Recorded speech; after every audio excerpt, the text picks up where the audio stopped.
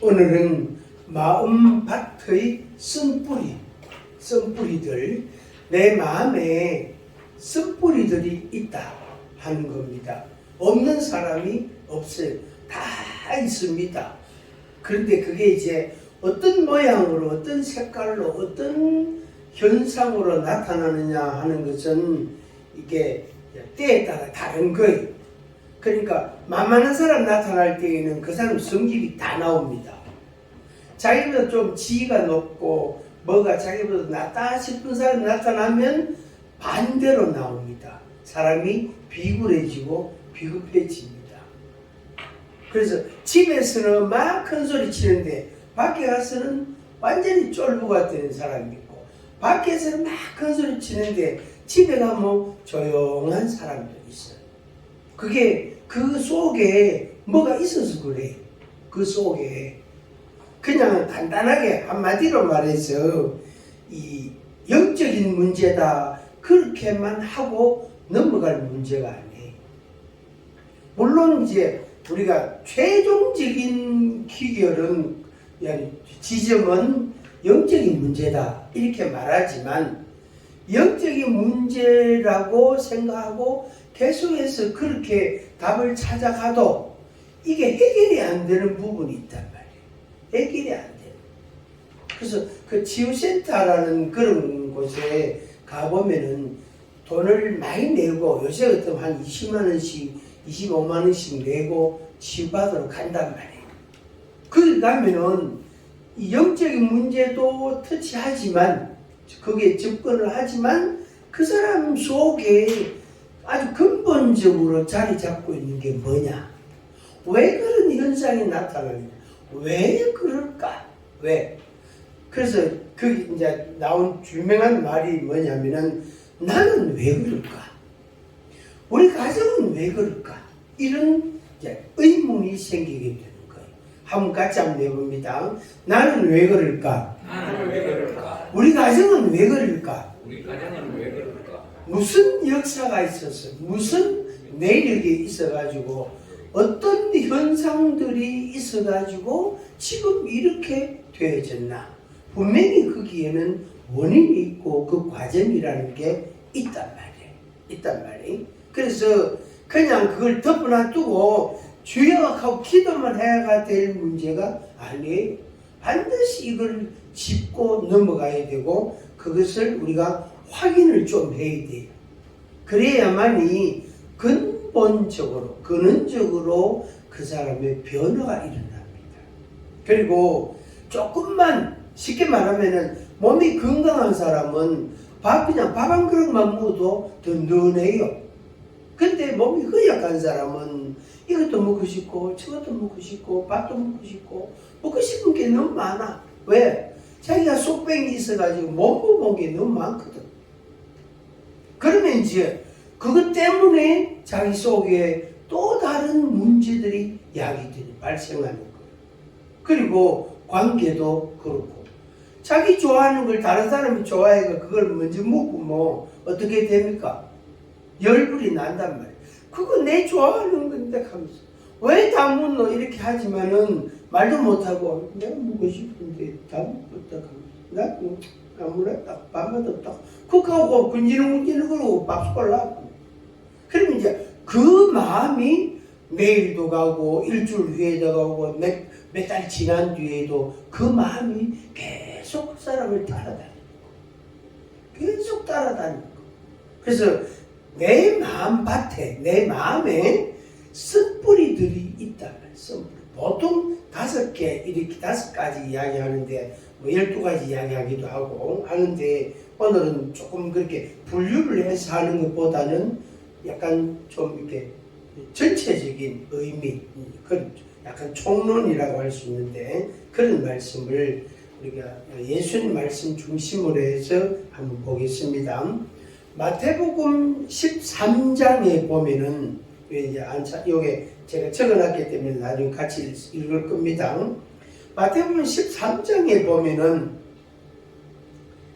그 천국에 관한 비유의 말씀이 여러 가지가 나오는데, 그 첫 번째, 제일 처음 나오는 게 뭐냐면은 네 가지 종류의 밭을 이야기해놨습니다.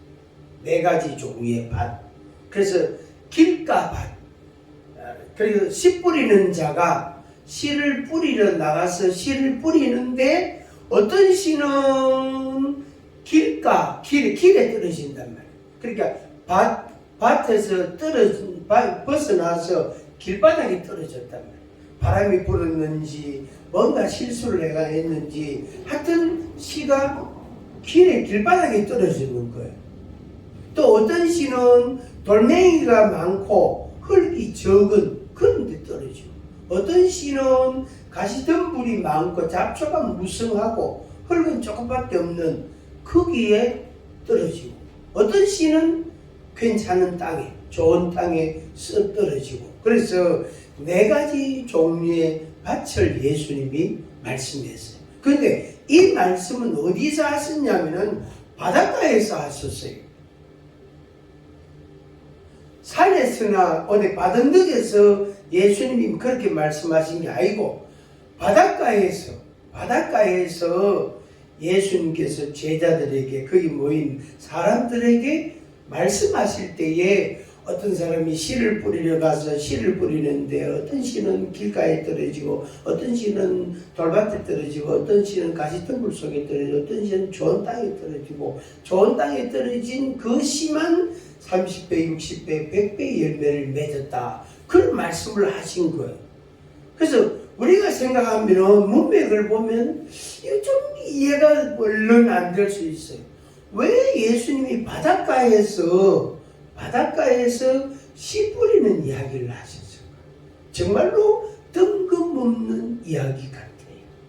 근데 그 이야기는, 그러니까 네 종류의 밭은 결국에 사람의 마음이에요. 그것에 대해서 예수님이 제자들에게 풀이를 해 주셨거든요. 이 밭은 사람의 마음이다. 밭은 사람의 마음이다. 씨는 하나님의 말씀이다. 씨는 하나님의 말씀이다. 그렇게 해서 예수님이 제자들에게 풀이를 해 주었습니다. 자, 거기 우리 유인물에 나온 대로 같이 한번 읽어보겠습니다. 예수님의 비유의 말씀을 주목하라 하는 겁니다.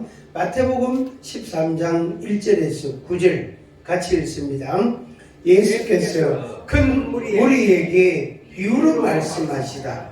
씨를 뿌리는 자가 씨를 뿌리다. 네 가지 밭에 떨어지다. 길가 새들이 와서 먹어버렸다. 흙이 얇은 돌밭 싹이 나오나 해가 돋은 후에 뿌리가 없으므로 마르다. 가시떨기 위 가시가 자라 기운을 막았다. 좋은 땅 100배, 60배, 30배로 결실하다. 귀 있는 자는 들으라. 아멘. 귀 있는 자는 들으라. 귀에 들리는 사람은 이것을 주목해라. 들으라. 그 들으라. 그 다음에 그 밑에 마태복음 13장 13절에서 17절 같이 읽습니다. 보아도 보지 못한다. 들어도 듣지 못한다. 들어도 깨닫지 못한다. 넘어가서 너희가 듣기는 들어도 깨닫지 못할 것이요 보기는 보아도 알지 못하리라. 이 백성들의 마음이 완악하여져서 그 귀는 듣기에 둔하고 눈을 감았으니 이는 눈으로 보고 귀로 듣고 마음으로 깨달아 돌이켜 내게 고침을 받을까 두려워함이라. 16절 그러나 너희 눈은 봄으로 너희 귀는 들음으로 복이 있도다. 17절 내가 진실로 너희를 이르노니 많은 선지자와 의인이 너희가 보는 것들을 보고자 해도 보지 못하였고 너희가 듣는 것들을 듣고자 해도 듣지 못하였느니라. 아멘. 위에서 셋째 줄에 이 백성들의 마음이 완악하여, 고개다 동그라미 하죠. 눈에 띄도록 마음이 완악하여. 요 마음이 완악하다는 말은 앞에 나왔던 네 종류의 밭의 비유의 말씀에서 길가밭 같은 길가밭. 길가밭은 뭐지요? 단단하단 말이에요.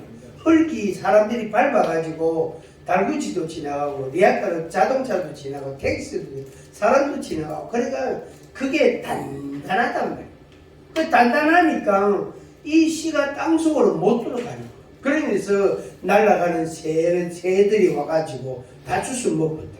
어이구 웬 씨가 양식이 곡식 이래 만족하면서 새들이 와가지고 야 이래 오마 이거 먹을 거 많아 하면서 새들이 자기들끼리 신호가 있거든요.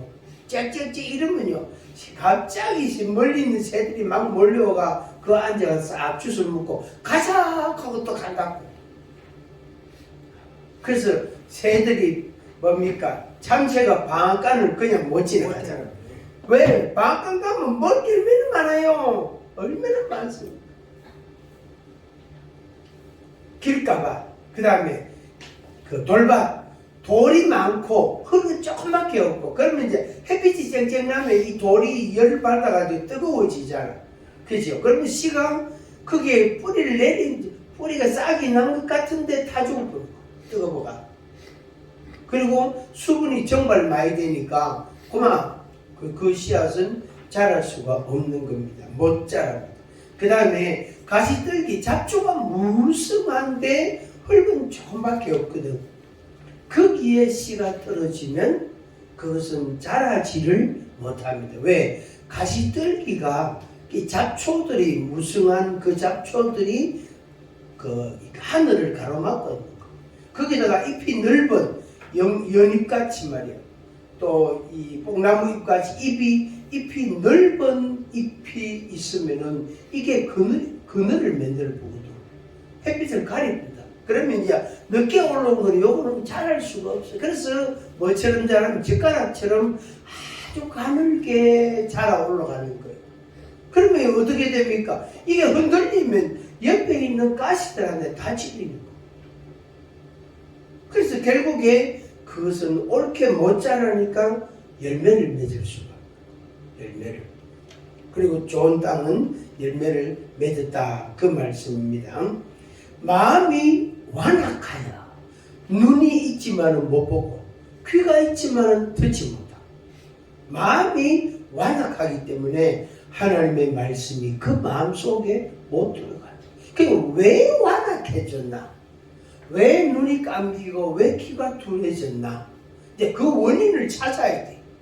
그 원인을 찾아서 우리가 보통 아까 이야기했지만은 저요 하고 기도를 하면은 조금씩은 변하기는 해요. 그러나 언제까지 매일 그럴 수는 없단 말이에요. 그럴 수가 없단 말이에요. 그래서 자기 자신을 좀 더 정확하게 진단하고 분별하고 자기 자신을 정확하게 좀 더 말씀에 근거해서 자기를 이해하고 나면은 그 사람이 빠르게 성장하는 거예요. 빠르게. 여 뒤에 가면 이제 그런 게 내용이 나오지만은 16살 된 그 소년이 아이가 말이야. 엄마가 맨날 형하고 비교를 했다. 그래서 내가 형보다 더 유명인이 될 것이다. 그래서 그 아이의 생각이 뭐냐면 점점에 가서 칼을 하나 갖고 가. 그거 가지고 공원에 그냥 쉬고 있는 쉬고 있는 노인을 그 칼로 가지고 얼마나 포악하고 잔인하게 현장에서 경찰에게 체포했거든. 그래서 너 왜 그랬노? 엄마한테 물어보세요. 너 왜 이런 짓을 했냐? 엄마한테 물어보세요. 그 원흉이 엄마다. 큰아들하고 작은아들하고 비교했는데 이 작은아들 요 애가 그런 사고를 치는 거야. 어떤 8살 된 소녀에게 소녀가 그 편지를 보냈어요. 상담자한테 편지를 보냈는데 우리 아빠가 내 사진을 좀 갖고 다니도록 해야 되겠는데 어떻게 하면 되겠습니까? 방법을 좀 가르쳐 주세요. 그렇게 편지를 보낸 거. 그래서 그 애를 만났단 말이에요. 그래서 동생 사진도 갖고 댕기고 오빠 사진도 갖고 댕기고 그런데 자기 사진은 안 갖고 댕기는 거예요, 아빠가. 그래서 아빠가 자기 사진을 갖고 다니도록 사진을 한 장 드렸는데 지갑에 들어갈 만큼 딱 잘랐어. 그런데 그 지갑을 갖고 다녀야 되는데 집에 책상 서랍에 열어놓고 안 갖고 다니는 거예요. 그걸 이 8살 된 애가 받는 거예요. 그래서 뭡니까? 어른한테 편지를 보내가 우리 아버지가 어떻게 하면 내 사진을 갖고 다니게 할까요? 방법을 좀 가르쳐 주세요. 그 아이에게는 엄청난 상처입니다. 그 아이가 나중에 20살이 되고 35이 됐을 때에 어떤 행동으로 열매가 나타날지 몰라요. 무서운 거예요. 아버지를 공격할 수도 있고 자기를 공격할 수도 있고 자해, 자학, 자기를 학대하는 거죠. 자학할 수도 있고 자기를 해칠 수도 있고 당연히 자살할 수도 있고 그 다음에 뭡니까? 자기 사진을 있으면 자기 집에 있는 자기 사진들 전부 차단해갖고 그걸 칼로 도로고 가지고 난도질을 할 수도 있고 그게 자기 학대거든요. 그렇게 그런 모습이 나타나요. 그 다음에 이제 학교 가서 가정에 가족들 그림을 그린단 말이에요. 가족들 그림을 소나무를 그리고 지공을 그리고 토끼를 그리고 태양을 그리고 그게 사람들이 집안에 누구누구가 살고 있고 그 자기 지 가정을 그린단 말이에요. 그리는데 자기가 없는 거예요. 때로는 아빠가 없는 거예요. 왜 아빠가 없어? 아빠 살아계시잖아. 아빠를 지우고 싶은 거예요. 왜? 자기 사진 안 갖고 다닌다고. 오빠도 있고 언니 사진을 갖고 동생 사진을 갖고 다니는데 자기 사진을 안 갖고 다닌다고. 그게 차별이에요. 그 차별이에요. 그 자기 사진, 자기는 안 그리는 거, 3식구만 딱 그려놓고, 3명만 그려놓고, 자기는 안 그려놓고, 너는 어디가 없는 데 가니까, 없는 거예요. 그게 자기 비하가 됩니다. 그런 애들은 자칫하면 저녁에 출근하는 여성이 될 수 있어요. 자기 몸을 아무데나 방이 많은 여자가 될 수 있어요. 일본 사회 가면 그런 애들이 되게 많습니다. 되게 많습니다.